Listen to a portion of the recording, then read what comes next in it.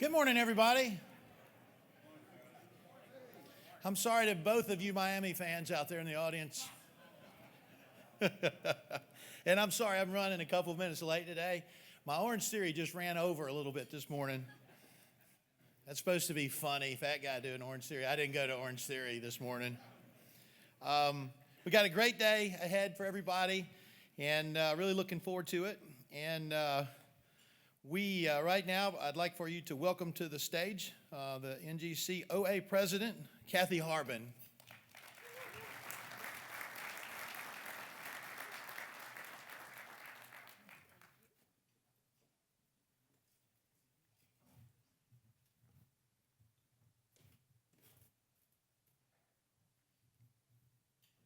Good morning, everyone. Oh, thanks for replying.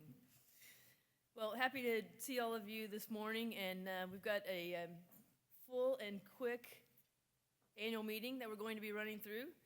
And again, my name is Kathy Harbin, President of the Association. And first thing we're going to do is open the meeting to order, and we're going to call up Gaylord for the reading of the minutes.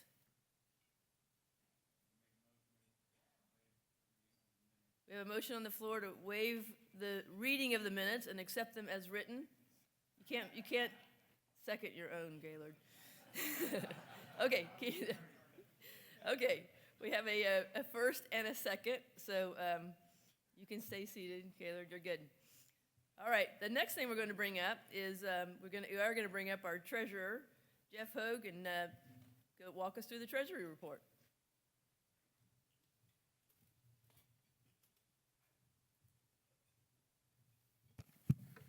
Well, good morning, everybody. Yeah. They don't trust me with clickers. 2025 was a robust year for the NGCOA. You know, we hosted the biannual technology conference, and then we added the Golf Tee Time Summit to our plate after our fiscal year started. Membership had a good year of marginal growth, but also included some mergers and acquisitions, which dampened, had a dampening effect on some of our dues of our larger association members. If you look, the advocacy financial support continues to climb due to the champion circle. We're able to react quickly in meaningful ways to the needs of our membership. If you look, our cost of goods sold and expenses adhered to budget with the exception of food costs. At our events, after intensive study, we found out what happened is you guys drink too much.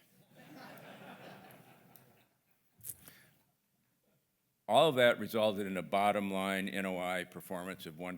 If you look, our investment portfolio grew by 11%, growing to just over growing to just $2.25 million. And as a reminder, our team here worked hard to make sure that the mortgage was paid off in 2022. So we own the building outright, and we have tenants, and we have continued steady tenants. So 2025 was a good year, and the financial position of the NGCOA is strong. That is my report. Do I have a motion? All right, so yeah, motion from the floor to There you go. accept the report. Motion here, second. Very good. Thank you, Jeff. All right, now we would like to bring up our CEO, Jay Karen, for his State of the Association report. Please don't clap all at once. Jeff, thank you. Good morning, everyone. All right. You clap when I leave. Okay, Rock, thank you. So we just concluded our winter board meeting. We had for about an hour and a half or so, and I got to tell you, I'm so proud of this board of directors and the work that we tackle. You should know, I mean, obviously all of you don't get to sit in our board meetings, but we don't run through staff reports and all this stuff. We tackle and talk about the issues impacting this industry. And so I want you to give it up for your board of directors because this is what they do. They really want NGCOA to be successful, to handle the issues. That's really important. So last night, I introduced a few guests, and one of them has arrived today, and I want a special introduction to my new friend, Hugo Mills with the Royal and Ancient. Hugo, back in the room, please stand and wave to the crowd. First time we've had, I think, an RNA here at our meeting. So Hugo, this is the power center of the golf industry right here in this room. So we welcome you to learn, network with the American golf course owners and operators. So welcome from Scotland. 2025 was a wonderfully robust year for NGCOA. Our work reflects a very dynamic and changing industry, which belies the perception of our industry as a stodgy place that doesn't ever change. My goodness, how much is changing in golf right now. It's an industry that we not only need to keep up with as an association, but to serve you well, we kind of have to stay a step ahead of you guys. So that we're looking around the corner and reporting back to you what's going to impact your business, what's going to impact this world, right? And then bring programs, services, initiatives that correspond to that, right? So that's what we do. So in the spirit of all this, let me share with you what's been on our plate. Now, for those of you that listen to podcasts, I'm about to turn it up to 1.25 speed because we have a lot of information to get through in a very short period of time. Just to give you a little bit of a flavor of what we've been doing at the organization. So we frame our work at NGCOA in what we call our ACES plan. It's advocacy, commercial programs, education, and sustainability. And the sustainability is the green ring around everything. Sustainability not in the environmental sense, but in the organizational sense. Are we doing the right things as an organization sustainably so that we've got gas in the tank to go places? Do we have the windshield nice and clean so we know where we're going, right? And these kinds of things. So we focus on that as the business of the organization so that we can do the advocacy work, bring you commercial programs and education content. So let me kind of share with you what we've been doing in our ACES plan, right? This is my very brief presentation, though, on the work that we've been doing. So 2025, we had an amazing National Golf Day in May. Hundreds of appointments on the Hill. And I can tell you, some of you, raise your hand if you've been to National Golf Day. If you've been to Washington, D.C. with us, fantastic. If you've been coming for a long time, you can see how our relationship with Washington has changed dramatically over the period that we've been doing national golf. We have champions on the Hill on the Democrat side, on the Republican side. Golf is nonpartisan, right? A Democrat can hack a ball and top a ball just as well as a Republican can, right? And we've been telling the good story of golf in Washington, and it's getting through. We have champions on the Hill that not only we can call, but now call us, right? We were part of a successful bill that passed in Congress this last year as part of the One Big Beautiful Bill was the Freedom to Invest in Tomorrow's Workforce Act. And that basically now allows Americans to use their 529 529 college savings account on certifications and licensing, not just college education. So people that want to get into the PGA program, people that want to become certified golf course superintendents or irrigation technicians or anything in our space, you can now use the college savings accounts towards those costs, right? IRS is working out the rules and regulations as far as which certifications get blessed and which don't and so forth, but I'm pretty positive that golf's main certifications will get blessed in this. So that's really good news, folks, that Americans can use these funds for their careers, not just college. We still have the great white whale of the sin list that we're working on, so we'll see a new bill in Congress in 26 to try to get golf off of that tax code list. We're going to be advocating for the first time really kind of strongly the Birdie Act, which was introduced by our friends of the American Golf Course Architectures, that society. Essentially, buildings in America have copyright protection. You can't copy a building, right, without paying the architect or the owner of the building the rights, and the licensing fees in order to do that. Golf course architecture is not protected under copyright status, right? So this bill, the Birdie Act, would give golf course architecture copyright protection. And then it's going to take the market to determine through contracts and agreements, is it the owner that has the rights to the licensing of that, or is it the architect? That's going to be between you and your architect sometimes.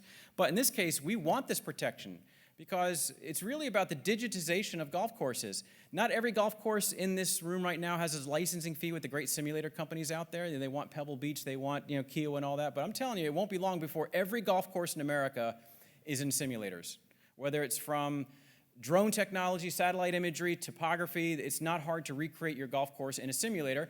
All of a sudden, you see your golf course and its design in a commercial environment. People are paying to play on your golf course. Shouldn't you be part of that? It's your golf course. That's the aim of this, or at least I'm really distilling this down into pretty simplistic terms, but at minimum, we want copyright protection for golf courses, and that's what this bill is about. So that's coming. The Sunshine Protection Act. This is about daylight saving time. You'll see, let me see if I go back. You can see that picture of me. I love this picture. I look really smug there. I don't know, I'm about to take on the sleep industry on what, should we do daylight saving time or is standard time here? But the good news story here is that we were invited by Senator Ted Cruz in the spring to testify on whether or not daylight saving time or standard time should be made permanent in America. Big economic swing either way. And I presented the facts and how you feel as an industry about that. And it's not all daylight saving time. It's a divided industry. Definitely favors daylight saving time, so I kind of told the story of the data and the impact, and the economic impact either way to the golf industry, and by proxy, the outdoor industry. With only 4 of us that testified, I got to represent the outdoor industry in America by doing so. And they called us, to my point earlier. That's how the tables have turned between the association and the industry and Washington.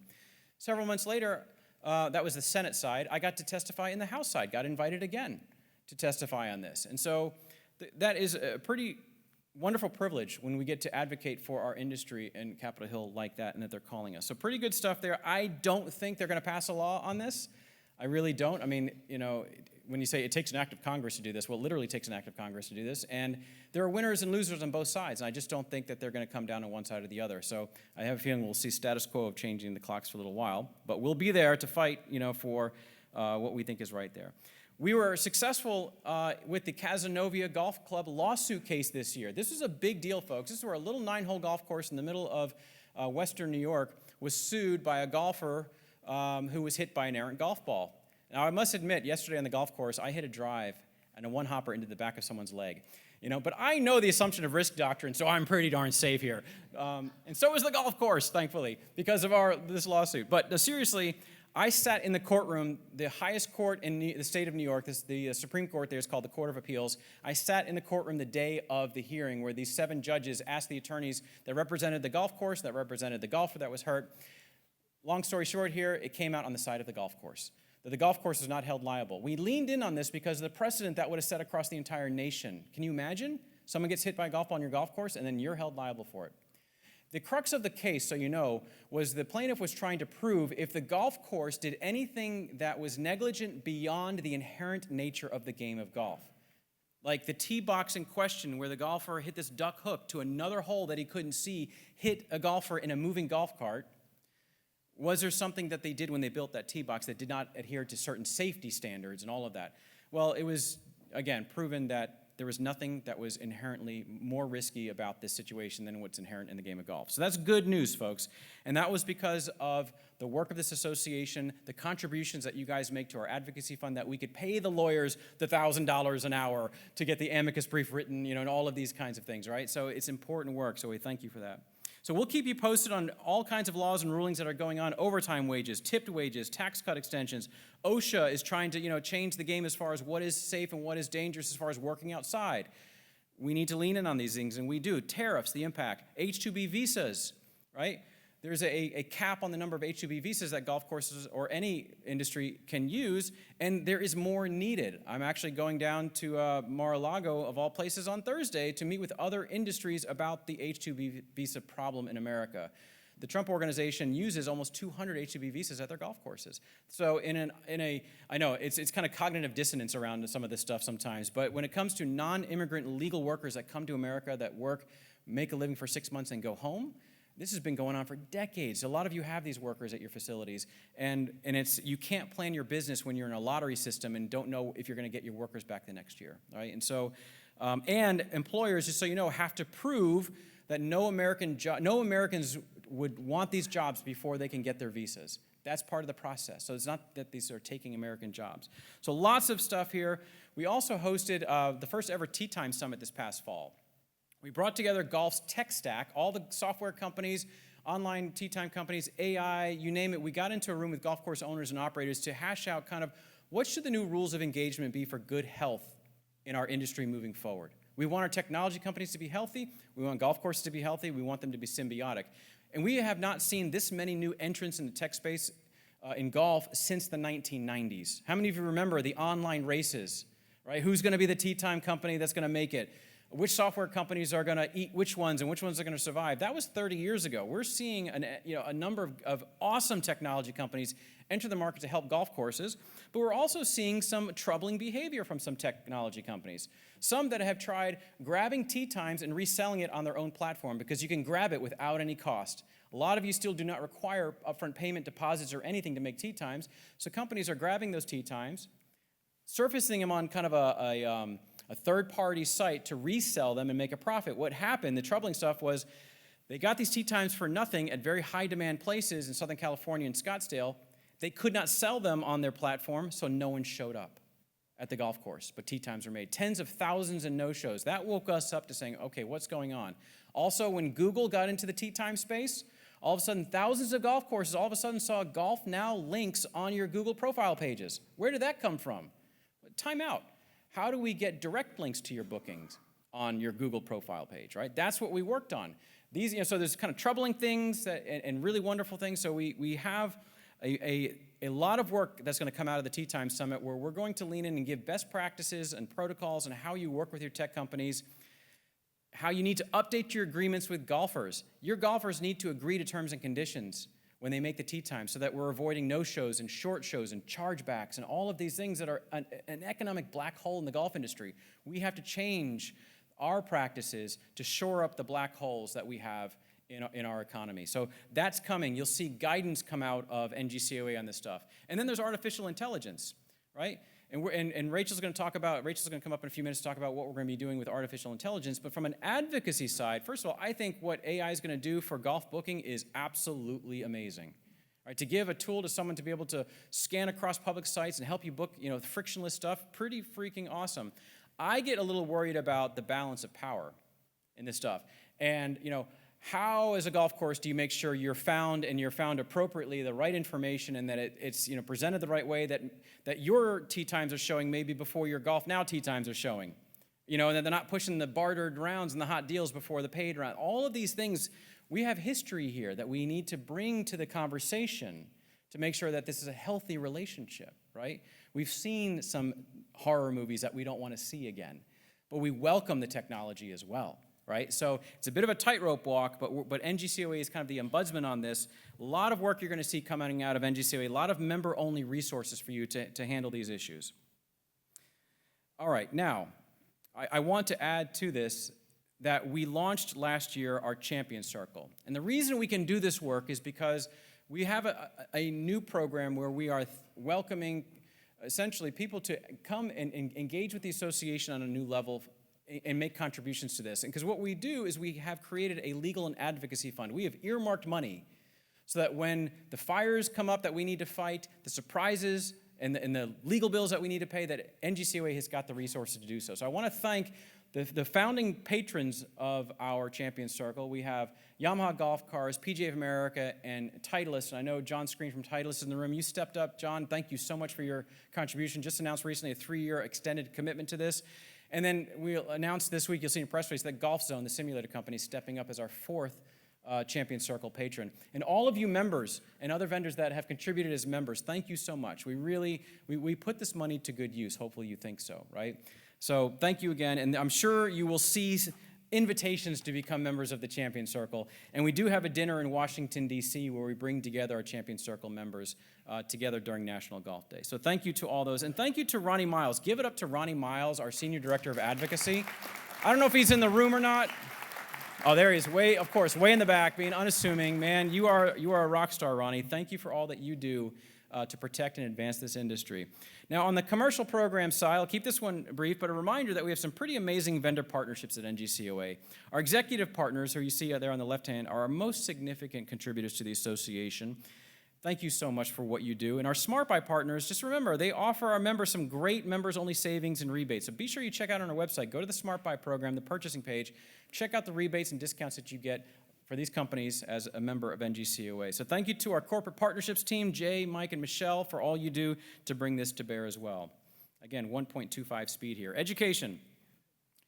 Our education team continues to pump out an amazing amount of high-quality content for you. Events, periodicals, podcasts, reports, an updated golf business website. I mean, you guys are probably like, slow down. We don't need to see so much content. But I'm telling you, it's important, right? Because when the world is changing this fast, how do you keep up? But content. You got to know what's happening out there. And we bring that to bear for you guys. So we had a great golf business conference last year, multi-course owners and operators and resort operators retreat in Monterey. We had the Golf Business Tech Con. And look out for the Zoom rooms. We call them Zoom rooms, where we bring members together in Zoom and have quality conversations around singular topics. Participate, join, or get some. If you can't do it, get one of your staff members to join in. Participate in these Zoom rooms and look out, read your emails and look out for the invitations on this stuff. And you'll also see here soon an invitation to participate in the next Golf Business Pulse Report. Right? It's where we ask you what's on your mind, what are your biggest concerns, what are you investing in, what are you doing, so we can report back out what you all are doing, so you can kind of see that and benchmark that over time. Let's see, I got a couple things here. There's the new golf business site. But here, this is where our compensation and benefits report is out. So if you want to, and this is for a free member-only publication. There's your QR code. I think the biggest comeback in the last 20 years in technology is the QR code. Remember when we used to do that and then it went away and it came back? I just love QR codes. I know, I'm a nerd, a real nerd. But if, we measure the compensation of, a couple of dozen positions at the golf course. We have, I think, something like 1,200 golf courses submit their data on compensation. So really good data set if you want to know how much you guys are paying general managers, pros, superintendents, and down the line. Download your free compensation and benefits report if you're a member of the organization. So let's see what else on education. I do want to thank, coming soon, sorry, I told you, the Pulse Report, Comp and Ben. Oh, one more thing, the Owner-Operator Cool Kit. What the heck is this, right? The golf culture is changing. The young people that are taking up the game, right? The good stuff, all of what sometimes we think is this crazy cultural shift is happening. Social media is the accelerant of that. But what I find happening, again, I've been in and out of this industry now for 30 years, is that the institutions in golf are not setting the cultural rules anymore. It's the people. It's the golfers. What do they want, right, in an experience in golf? You're starting to see it manifested through the technology, the top tracer ranges, the short courses, the lighted courses, the different formats, all of YouTube, everything is happening. But what I'm witnessing out there is most golf courses aren't doing anything about it. You're not changing your programming. You're not changing what your pro shops look like. You're not changing what you're offering. And we're going to miss a moment. In fact, we might lose this generation, right? The last time we saw this kind of demand spike was the Tiger years. And we lost all of those millions of people that came to the game. This is different now. I'm actually more bullish on this new generation of golfers that will stick around for a while. But I'm starting to kind of witness, in some cases, a cultural clash, almost like we're eating our young here, right? So we're going to publish this year, we call it an Operator's Cool Kit. Like, what can you actually do at the golf course about this? And we have a session on Wednesday. We have some of the social media influencers with us on Wednesday on the show floor and an education session. What can you do as a golf course owner-operator about all of these things you're witnessing? And we're going to publish that for NGCOA members, right? How to be cool, right? So we're excited about that, actually. Okay, so the next part of our strategic plan involves sustainability, that green ring around everything, right? Financials of the organization, which you've already heard about, we're in a great position. The governance of our board of directors includes our fundraising through corporate partnerships, our staffing and operations, the building that we have in Charleston, and membership, right? Membership is a wonderful thing. It's a construct that makes us do what we do. It keeps us sustainable culturally. We think about you. We want to serve you. And I want to welcome to the stage Rachel Carter, who's our Senior Director of Membership, to give a brief membership update. Welcome, Rachel.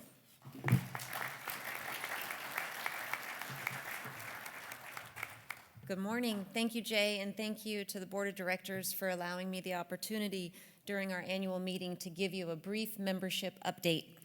It's not every day that we get this many of you in a room, the members that we serve so proudly throughout the year. So I'd like to take a minute to just review our results from the last year as it relates to membership growth at our association, and then share with you a few things that are new this year to continue to bolster the value that you receive from the NGCOA, and a few things to put on your radar and your calendar. First, I want to welcome our affiliates. We have 23 states across the country that are led by an affiliate executive director, so I thank you for being here and bringing many of your members from your affiliate chapters. Welcome to the Golf Business Conference. And I want to share with you, most importantly, something we're really excited about at the home office, which is the new structure in the membership department that we launched this year. As a national association, it's difficult to always have the intimate touch points with our members, if you will, because we take care of everyone across the country. And we really wanted to deepen our engagement with you, to come into your markets, to understand the issues that you're facing at a local and regional level.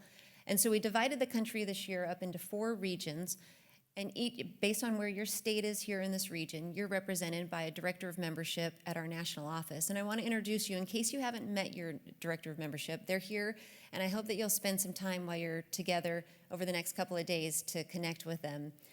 I'm out west, actually in Denver, so I oversee the western states. Corey McAuliffe, Corey, if you'll stand, please. Corey oversees all of our Midwestern states. Christina Egan, a new member of our team here in 2025, oversees the southern region there. And then many of you know Barbara Cyril, who sees sort of the Atlantic coast there. And Barbara will be here. Many of you haven't seen her probably for many years, but she's going to be recognized tomorrow as our Don Rossi award recipient. So Barbara oversees that region and cares for our members. So we are coming into your backyard, boots on the ground, bringing you information and resources, and look forward to bringing you together with other owners and operators in your backyard. Early results tell us that this strategy seems to be working. We've had the highest engagement with our membership across the country this past 12 months than we've had in many years. And we welcomed, you can see from this chart, nearly 300 members in member courses in 2025, which is a 10% increase over our results from 2024. We finally eclipsed the 4,000 mark, which you can see as an all-time high water mark for the association, and we're excited about what the year ahead holds for all of us. It's important that we talk about growth for the association because more members helps us to bring more fresh ideas to these events, more experience, and all of you really have been a wonderful active participant in this growth. So I want to recognize a few of you in particular who have been great ambassadors, whether it means you've welcomed a new member at one of our events in your backyard or made a phone call for us or extended a welcome via an email. So I want to thank our board of directors, many of you, especially Whitey O'Malley and Whitney Krause, John Brown and Brooks West. Thank you for hosting us in your backyard in Tennessee, Brooks. I want to thank our municipal and government this is a new one, municipal and government-owned agency golf operators community. That's a long one. That needs to be an acronym. Michael Huber, Dan Wickman, Joe Goodrich, Josh Hepdig, Mike Leonard, Ryan Phillips, and Adam Roland. You have done such an incredible job helping us this year to reach our municipal operators and bring them, many of you here today. So thank you for all of your work and your help. Jody Graham, Catherine Jemsick, Mike Young, and Andy McCormick. Again, thank you for hosting us in your backyards and allowing us to bring owners and operators together in the past year. Our executive partners, Yamaha, have been a great partner, helping us to reach some of their customers and bringing them into the NGCOA fold. And of course, Notify, Rainbird, and Lightspeed. So we've had some great progress and growth, and we really appreciate all of your help. Ultimately, growth is a sign of trust and a commitment to sustaining this association for decades to come. So thank you for your support. Now, I want to look ahead into the new year and talk about a few things Jay touched on that we're excited about bringing again into your backyard. In the months ahead, we'll announce more details, but we're going to be bringing an AI workshop to 2 markets. We've zeroed in right now on Atlanta and Chicago. Thank you to Bobby Jones and Kemper Sports for offering your beautiful venues to host these one-day workshops. And we're going to bring some topic experts to help you understand what type of AI tools you can implement into your golf business. And we envision these to be full-day workshops where you'll bring your laptop, send your team, and we'll send you away with some new tools and understanding of how to use that into your business. We'll supplement these AI workshops with virtual demo days so that you can see some of this, some of these providers and the different tools that they provide you for your business. So we'll do that online. And then your directors of membership, these are all the markets that we plan to visit this year. So if your business is in one of these states, make sure you connect with your membership director. We'll be hosting regional meetings, bringing together owners and operators to visit with one another and identify best practices and tools to run your business more effectively. I also want to make sure that's on your radar, some of our virtual roundtables. So Jay talked a little bit about this. We called them Zoom rooms this last year. These are virtual roundtables. These are hosted by the Education Advisory Committee, and these are member-led meetings for members by members. We have handouts at the registration table, so please get those, and you can see we've got all the dates here. We also host a separate series for our municipal and government agency-owned operators, and that schedule's here as well. And lastly, I want to introduce something that's new this year. This is our NGCOA member benchmark study. We're doing this with Greenlight Advisors, one of our partners, and this will give you a financial and operational benchmark study that you can have access, and we'll have all the members contribute their data and give you some real insight into your business. So this is a new service we're providing, and we'll be taking real-time feedback from our members as we do this, so we dial it in to the best of, so it's really a valuable tool for you. All right, and in closing, I have 3 requests for you. We want you to renew your membership this year. And in fact, if you renew while you're here, we have a small gift for you. We want you to become engaged with your association, both when we're in your backyard as well as at the national level. So get involved with programs, reach out to us, let us know what resources we can provide you to help you in your business. And lastly, we hope that you'll go back to your businesses and your communities and invite other golf course owners and operators to join the NGCOA. I want to thank you for making the investment of time and money to be here, and it's our honor to serve you throughout the year. Thank you, and enjoy the rest of your conference.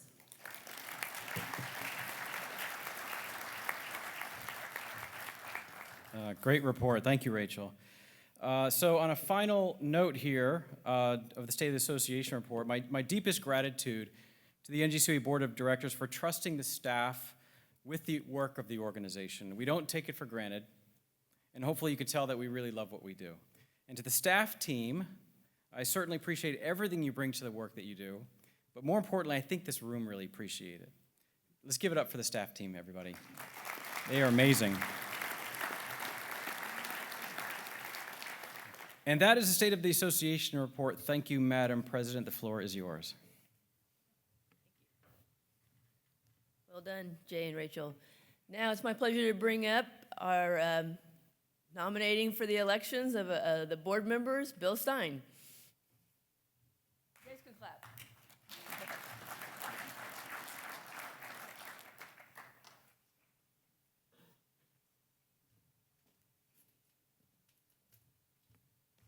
Thank you, Kathy. She still is the president right now. The slate of officers that are the slate of board members are going to be having an outcry vote for right now are David Frem, Allison George, Steve Graybill, Linda Rogers, Dick Stuntz, and Rock Lucas. You got by, Rock. Way to go. So all those in favor of these nominees, please signify by saying aye. All opposed? The ayes have it. This is an officers' year, so we're going to be electing new officers. The slate of officers for the upcoming term is, did I mention Kathy's still the president right now? Thank you, Kathy, for all the work. Dee Dee, thank you so much for letting us borrow her for all the time. She put in so much time, more than anyone ever has. I did the job. I didn't do 1/10 the work that she did. Rock did none of it. Officers for President, Whitey O'Malley. Vice President, David Frem. Treasurer, Jeff Hoke. Secretary, Gaylord Shep. And immediate past President, Kathy Harvey. All those in favor of the slate of officers signify by saying aye. All those opposed? Kathy, I'm sorry, but Whitey's in charge now. Thank you very much.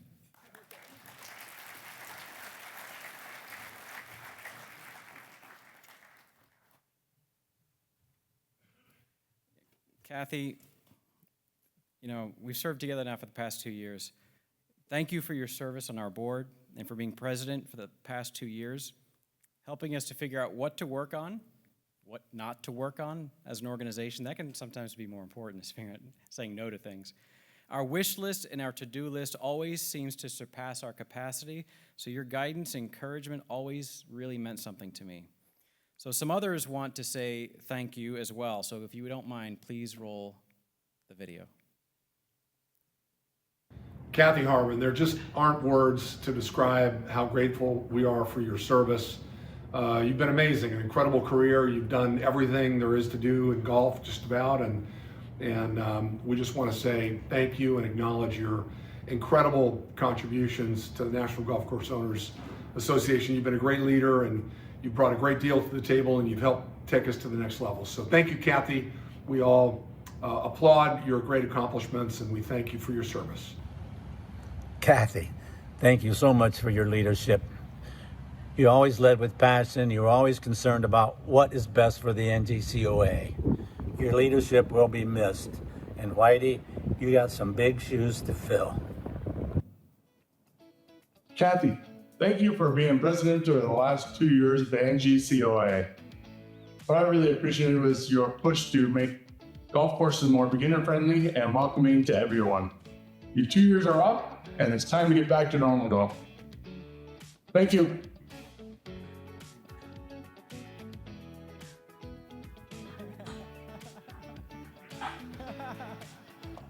Kathy, congratulations. You survived being president of the National Golf Course Owners Association. My, how time flies. It seemed like just 2 years ago you were becoming president. Oh, that's right. It is a 2-year term. But I know that you were building relationships throughout your presidency. Congratulations on that. I'll never forget one of the first meetings I went to of the NGCOA as a guest, as the president of the PGA of America. You were diving into growing the game and having owners and PGA golf professionals work together, and LPGA golf professionals. So thank you for just bringing everybody together in a collaboration of making sure that recreational golf grows at every golf course across this nation. So well done as president of the NGCOA. I'll see you down the road, and thank you so much for everything you did for all of us fellow owners, but certainly the professionals out there of the LPGA and the PGA of America. Hi everybody, Susie Whaley here. I just want to give a huge shout out to my friend Kathy Harbin and say congratulations on your term as president for the National Golf Course Owners Association. Your time, your commitment, your energy to making sure all enjoy the game is something that's exemplary, and now so many more will follow in your footsteps. Thank you again for your service, and congratulations, Kathy. Job well done. Hi, Kathy. Well, your time is ending as president of the NGCOA, and you've really been a great president. You know, you have been involved in almost every single aspect of the golf industry. But I do want to tell you, there are still a couple of job openings out there, so you might want to check into them. I look forward to seeing you throughout the entire season of 2026. Take care. Kathy, I could not be more proud of all that you've accomplished in your career. From the moment we met in the late 90s at the World Golf Village, I knew you were a leader. Your leadership and organizational skills helped put the operational foundation in place that allowed honors golf to grow. Your impact on the golf industry and your commitment to giving back to the game truly set you apart. And because of you, the game of golf is better today. Kathy, keep doing the incredible things you do, and thank you for being such a great friend. Kathy Harbin, what can I say? It's been an amazing 2 years together running this organization. Between the daily texts or maybe the hourly texts and the weekly calls and the way you've run our board meetings, everything that you've handled and touched and managed and led has been with grace and an amazing amount of commitment that really no one rivals. You've been an amazing leader. Thank you for all you've done. I gotta say, I'm kind of glad there are no past presidents in the room right now, because I wouldn't want them to hear that you're my favorite. Anyway, thank you for the last 2 years. We appreciate you, and your work is not done yet. Congratulations, Kathy, on an impactful and consequential term as president of the NGCOA. You know, as I think back on your long career in the golf industry and how we first met when you were general manager of Slammer and Squire and King and Bear at the World Golf Village on behalf of Honors Golf, and how you then came over and joined us at the World Golf Foundation to first start up Get Golf Ready, and then become the executive director of Golf 2020. Then from there, you went on to an executive role at Club Corps, and then you went on to own a golf facility of your own in Paris, Texas, and then form a management company to manage other facilities. Your service on the PGA of America board, your involvement with the LPGA Legends Tour. You've been a tremendous giver to the game, Kathy. In fact, I'd be hard-pressed to think of anyone besides you that's had as many assignments in the game, consequential assignments, really, in the game. And that's all great, but the story of Kathy Harbin is much more than that. And to me, what's more important is the way that you have gone about doing your business and promoting the game all these years. You do it in a classy, dignified, humble manner. Your sincerity and passion comes through really in all your dealings. And I think that's why you've been so successful. People want to be around you. People want to support you because of what you bring to the game and how you feel about the game and bringing others to it. I know you're not done, Kathy, but like me, you're probably on the back nine of your career in golf. So I feel like there's probably a few more birdies left in you, and I look forward to watching those occur over time. But more than that, I really want to tell you, you're really one of a kind, Kathy, and we in the golf industry cannot do enough to honor you and to really shine a spotlight on not only your accomplishments, but your impact on the game. And it's going to be felt for many, many years to come, Kathy. And I wish you all the best as you bask in the glow of this great achievement. I hope you will take time to do that, because I know you like to get on to the next project, but please take a moment to consider just how incredible and how deep and how profound the impact you've had on the game. All the best, Kathy, to you, and good night to all my friends at NGCOA. Goodbye.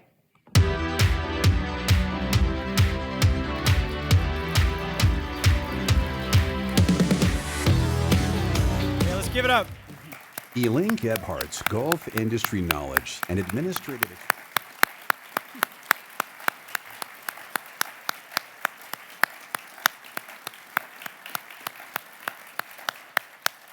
I'll entertain a motion to change our bylaws to extend the term to 4 years. You know, you've been an amazing partner in leadership, and here's a small token of our gratitude for your service, Kathy. Thank you. The floor is yours again. Thank you.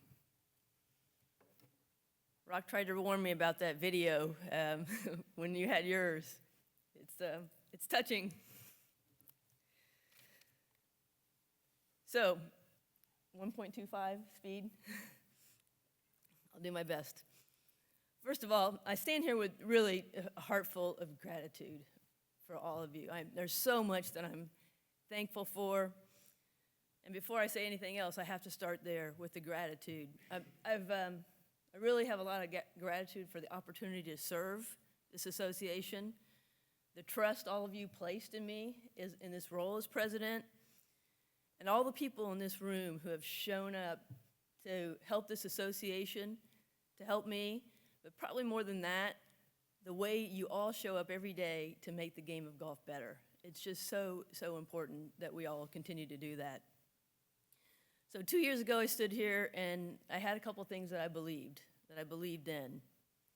One is that owners are the stewards of the game. You've heard me say it many times, many of you have.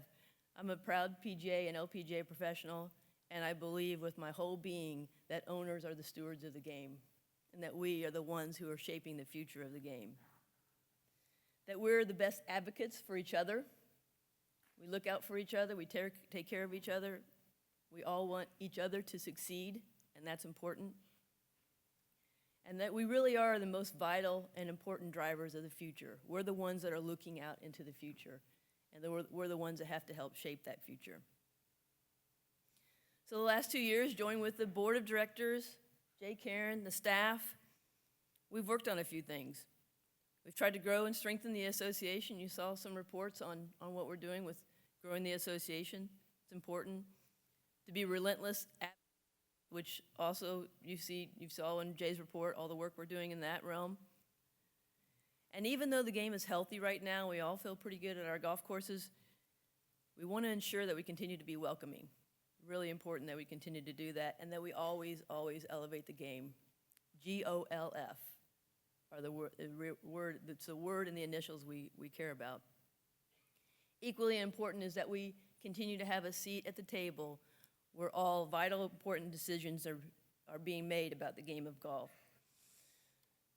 Honestly, I can't imagine that the game can move forward without the owners at that table, and I really applaud Jay and the work that he has done to ensure that we have a seat at that table. It's really, the last few years has been elevated and strengthened, and I'm so grateful for that. Your actions and everything you've done there, whether it's legislation, regulations, water use, lawsuits, what time of day it is, all those things are important to us as an association. But the association, through Jay's leadership and all the staff, we have made it clear that our voice should be heard. Our voice needs to be heard, and we need to be at those tables. The other part of that is the strengthening of the relationships with other allied associations, PGA of America, LPGA, USGA, Golf Course Superintendents, National Golf Foundation, PGA Tour, and that is another growth that we've had with this association, where now I do believe wholeheartedly that they want our opinion, respect our opinion, and listen to our opinion. We know that progress is so much better when we all work together. Our past president, Tom Brooks, brought a focus of growth to us when he was president, but not just in numbers, in relevance and in value also. His focus was member growth, member engagement, and delivering value to the members. And I think, again, Rachel, great report on how we're doing just that with what we're driving with memberships. That value comes in our advocacy, our education, our research, building this community, which is so vital to all of our success, and our industry leadership. And you know, I have to talk about the things that are near and dear to my heart, which is, of course, our relationship with our golf professionals and our being welcoming facilities. So first, our relationship with our golf professionals, you've heard me talk about it a lot because I've lived both sides of that world, and I see the value in it. We have common goals, we have common interests. We're really, our goals and interests are truly aligned, and we just need to keep those lines of communication open, continue to talk to each other. Elevating that relationship will equal better golf facilities across our nation. So I just want to continue to focus on that. And for me, maybe the most personal of all is welcoming facilities, giving new golfers a sense of belonging, and everything we do to build confidence and comfort and that sense of belonging to new golfers when they come to our property. I'm proud that the NGCOA continues to champion that, because truly, the only way that continues to grow is through intentional efforts, and we continue to champion that, and I'm happy about that. So I plan to keep working on all of these things. It really is my goal to keep working on behalf of this association, on behalf of golf, but it is time. It's time to hand the baton of presidency over to Waddy O'Malley. I just want to say thank you to my fellow board members for your leadership, your willingness to take on tough issues, your strength and conviction for the game. And Jay said it, there's a lot of tough issues that we take on. You might look at us and not realize what happens in those boardrooms, but when you listen to the report that Jay gave and really listen to it, you can see that we really are diving into the golf industry and making our presence known, and the board is taking the lead on that. A lot of hard work from a lot of people. Our partners and our sponsors, We couldn't do it without you, of course. More than anything, from my perspective, I want to say thank you for believing in our work. Thank you for believing in our message, believing in our goals, and for supporting that. It really is meaningful. Mostly for the staff, your professionalism, your dedication, your tireless efforts, especially this week. You really are the backbone of this association.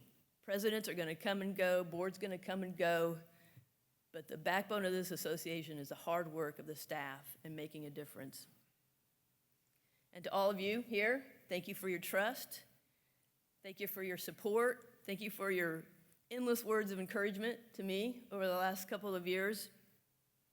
And thank you for believing, as I do, that golf is the engine of good. And that golf enhances the lives of every single person it touches. So I'm grateful for my time as president. Thank you all. And now, I'm happy to bring up our new president, Whitey O'Malley.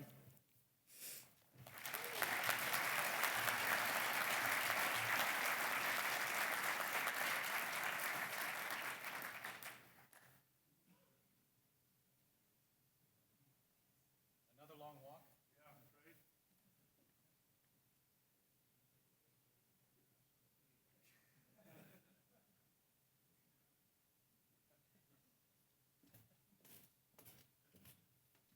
Tough act to follow. Thanks, Kath. I appreciate it. I'd just like to take the time and introduce myself. I'm Whitey O'Malley. I am the owner's husband of Saddleback Golf Club. I'd like to introduce my wife back there, Lana O'Malley. We built the Saddleback back in 2001 and opened it up. And we have our director of golf, Alex McKinney, and our general manager, Rob Fleming, back there. So brought the whole team. But as far as what I was looking forward to doing is continuing what Kathy started with, making golf courses continually bringing new golfers in, making them feel welcome. That's something that I think is something we should cherish and continue on in the next few years of this presidency. And also, Tom Brooks started, and I want to continue pushing the new members. You know, high tide raises all boats, but in my opinion, low tide also puts you on your keel. So if you're a competition in your area is doing silly things, invite them in and let them join in and get some education, see what everybody else is doing. And a good way to bring that high tide back up is to invite them in and see what we're seeing. So that's all I got, and I think we should enjoy the show, and thank you. Okay.